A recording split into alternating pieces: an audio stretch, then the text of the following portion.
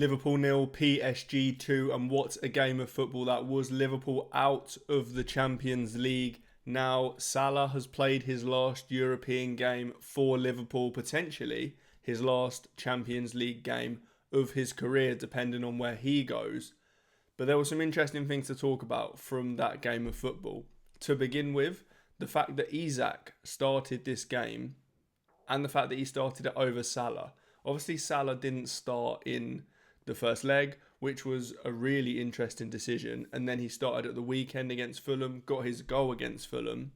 But Isak started this one with Ekitike, with Szoboszlai, with Wirtz. The setup was quite interesting. But the fact that Isak started, and admittedly, Slot did say pre-game that Isak was only ever going to be able to play 40 minutes. So you always expected Salah to come on, of course. But the fact he didn't start was interesting because I thought he might after the performance at the weekend. But it was a fast start from both teams, a really fast start. Liverpool started the way they needed to be fair. They needed to be on the front foot with it. But PSG looked so dangerous. Every time they get the ball forward, they move it so quickly between their front players that they look so dangerous. Towards the end of the first half, Ekitike then goes off injured, and that didn't look like a good injury. Stretchered off. The players, the opposition players, his teammates, huddling around him, it really did not look like a good injury whatsoever. Completely no one around him. It looked like that, almost like his foot got caught on the grass and his ankles just seems to have gone. Hopefully that's not too serious, but it didn't look good at all. And then obviously Salah came on for Ekitike at that point, so Slot had to do something different at half time, and that was obviously Gakpo that came on. I didn't actually think Gakpo was particularly bad when he came on. He made some interesting decisions, but you're always going to get that from Gakpo, to be honest. He's not the most gifted in terms of decision making, for sure. We know that from when he's played on the wing previously. He just makes the wrong decisions quite often. But it wasn't too bad from him as a game in general. But a player that is just doing it all on the pitch is Dominik Szoboszlai. On the ball, he is absolutely just commanding the game, putting the most beautiful crosses in, getting Liverpool forward. But then off the ball, completely marshalling Doue this whole time. Actually ended up injuring Doue, but completely marshalling him around, basically helping his fullback at this point because the fullbacks were in trouble. They had to get forward. It was Frimpong in the first half, Kirkes, and then Joe Gomez for all of 15 minutes until Szoboszlai went there. But Szoboszlai really was helping out his fullback because he had to. He really had to. And then obviously Nuno Mendes and Doue off injured. That could prove big. I mean, Barcola is now back and Barcola was the one that replaced Doue. But that could prove to be quite big for PSG going forward, especially Nuno Mendes, because Salah had a perfect time against him. An absolutely perfect time. If that was Nuno Mendes on the pitch, I'm not sure we'd have seen that same performance from Salah. Salah was able to just get at Lucas Hernandez the whole time. The whole time he was on the pitch. That was where everything good was coming from. It was coming from Salah's side. He had a brilliant game when he came on. He created a lot of chances. Liverpool just couldn't get their goal. They just couldn't get the goal. And then we had that penalty shout, or the penalty that was given and then overturned on McAllister. And I'm very surprised that I'm very surprised that it was overturned when it was given, because it didn't seem like an obvious error, a clear and obvious error. I'm kind of glad that it got overturned because I don't think it was a penalty. I think McAllister is instigating that. I think he's looking for that. He kind of steps across and gets his body in the way, not to get the ball, to just get a foul, and he's already going down by the time Pacho touches him. And I think if Pacho goes to kick the ball and goes through McAllister, then it's just a definite penalty.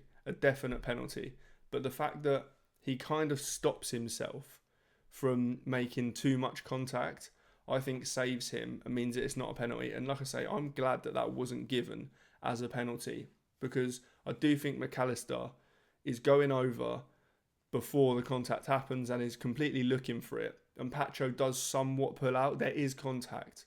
There is contact. I'm not saying there isn't, but he just barely touches him. So I do quite like that wasn't given. So Boslai obviously goes to right back when Gomez goes off, and that kind of nullifies him a little bit because he was dictating this game from centre midfield and he was getting into wider areas when he needed to cross the ball. But we didn't really see him from right back get into a kind of advanced position as a right back. So there wasn't really anyone else they could put there. Of course, maybe they chucked someone completely random there. Maybe Curtis Jones was the play, to be honest. Put Curtis Jones at right back. We've seen Curtis Jones do that before and keep Szoboszlai in midfield because he is so important to the way Liverpool play through the middle. But it didn't matter in the end, of course, because on the break, PSG are devastating. Absolutely devastating. The break for the goal is so good. Kvaratskhelia, Barcola, Dembele, all just in tune. One-touch football, so in tune with each other. It is scary and it is pretty much unstoppable because they're so unselfish, all of them. Barcola for the second goal as well. All of them just so unselfish and they just work together so well. They link up together incredibly well. And in the second half, before this goal went in, Liverpool were on the front foot. This was Liverpool's half. Liverpool were going for it. They looked like they were going to get a goal, and that completely knocked all confidence. Any wind out of their sails was completely gone. And that's Liverpool out of the Champions League. It is as simple as that. PSG now face Madrid or Bayern Munich. We'll find that out tomorrow night. So that's a big one. That is an absolute big one. Because PSG, if they're without Nuno Mendes, then that could be very interesting. If they're without Doue, Barcola's back, so it's not the end of the world. They've still got such a dangerous front three. But if they're without Nuno Mendes, that does change things because Lucas Hernandez was taken for a ride by Salah. Imagine what Elise would do if it's Bayern or whoever plays on the right for whichever team goes through. If it's Madrid, they would have a field day against Lucas Hernandez, an absolute field day. I don't really know where we go from this in terms of Arne Slot. I mean, if Liverpool don't get Champions League football, he just has to go. He has to go. I think he goes regardless, if I'm honest. I'm not sure that Liverpool end up keeping him. Alonso does seem available, and I don't think you can pass up the opportunity to grab him. Iraola's also available, we found out today. And again, I think he'd be a really, really good manager to bring in. But Alonso will be the one that Liverpool will want. And I think Alonso's a fantastic manager. So I think at the end of the season, Slot does move on. And I do think Alonso comes in. That's what I think should happen. Anyway, Liverpool fans, let me know in the comments what you think about that. But on to the next game, and I didn't watch this game, but I was following. I was watching it a little bit, but not as much as the other game. Atletico just completely causing their own problems, making this way more difficult than it needed to be 5 minutes in. Centre-back just dilly-dallying on the ball, and Yamal just takes it, essentially, and goes and scores, which blows this whole game wide open, because Simeone said before the game that they weren't going to attack. They weren't going to attack at all. They had a game plan, they were just going to stick to it, but that goal just blows the whole thing up. 85 minutes to defend against Barcelona. 1 goal.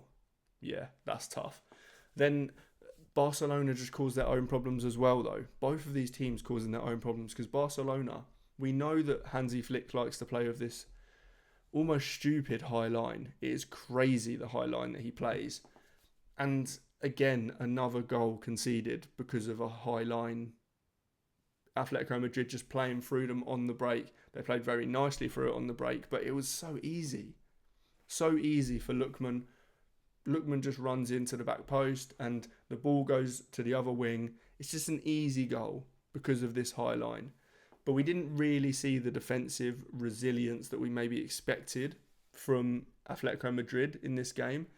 They didn't not attack like Simeone said was going to happen. They did attack. They had 1.7 XG. They had 15 shots. I mean, there was potentially a point where they needed to start attacking. But this wasn't the performance that I thought we were going to get from Atletico Madrid. But it didn't matter because they did enough. And they're now through. And Arsenal, if Arsenal get past Sporting, which we're expecting them to do, they could be on for one of the nicest runs through to a Champions League final. And don't get me wrong, Atletico isn't going to be an easy game. I'm not saying that. But it's a damn sight easier than PSG, Madrid, Barcelona, probably Liverpool, probably City as well that could have gone through. So this is, Arsenal fans, this is the easiest route you're going to get to a Champions League final in a long, long time. Arsenal fans need to Arsenal in general, the team need to sort themselves out big time because they're not on it right now. But that's all for this one. If you like the video, make sure you hit like, make sure you subscribe, and I'll see you in the next one.